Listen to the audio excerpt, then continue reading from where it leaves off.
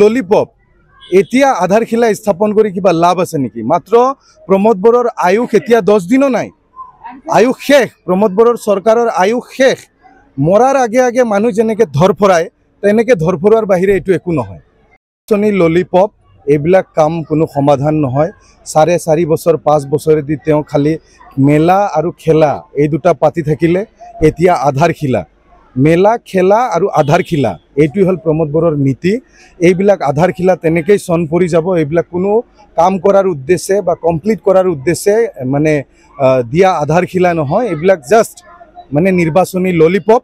কিন্তু চৰকাৰ হিচাপে এইবিলাক বেনিফিট লয়েই, কিন্তু নিৰ্বাচনত এইবাৰ ৰাইজে দেখুৱাই দিব যে মেলা খেলা আৰু আধাৰশিলাৰ ৰাজনীতি কমপ্লিটলি মানে এইবাৰ ৰাইজে আঁকোৱালি নলয় বুলি ৰাইজে দেখাই দিব। আৰু আমাৰ BPF দল হিচাপে এইবাৰ আমাৰ বুথ লেভেলৰ কৰ্মকৰ্তাই কেনেকুৱা নিৰ্বাচন খেলিব গোটেই BTCত গোটেই অসমবাসীক দেখাব যে BPF দলৰ যিবিলাক বুথ লেভেলৰ প্ৰাইমাৰী লেভেলৰ যিবিলাক কৰ্মকৰ্তা আছে সৈনিক হিচাপে এবাৰ নিৰ্বাচনত অৱতীৰ্ণ হ'ব আৰু গোটেই অসমবাসীক দেখাই দিব নিৰ্বাচন কেনেকৈ খেলা হয়, জয়লাভ কেনেকৈ কৰা হয় আৰু অপশাসন কেনেকৈ আঁতৰোৱা হয়।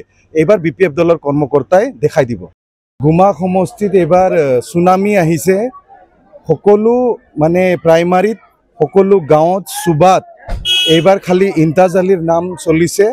ইন্তাজালিৰ নামত মানে ধুমুহা চলিছে আৰু বিপুল ভোটৰ ব্যৱধানত এইবাৰ জয়লাভ কৰিব।